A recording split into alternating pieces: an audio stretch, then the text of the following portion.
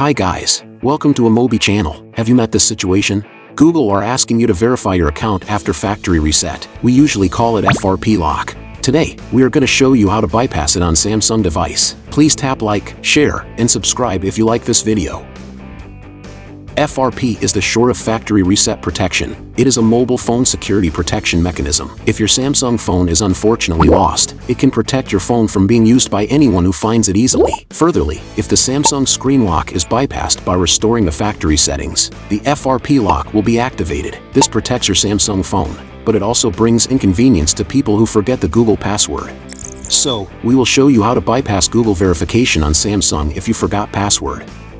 First, download and launch DroidKit on your computer. Choose FRP Bypass on DroidKit and connect your Samsung to your computer. Click Start to prepare configuration file for your device. After it is prepared, start to bypass. Follow the steps to get in recovery mode. Select the system version of your device. Follow the instructions to wipe cache partition on your device. After device, enter the FRP interface, then send notification.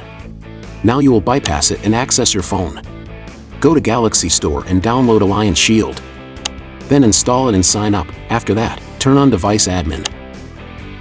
Next, turn on Knox.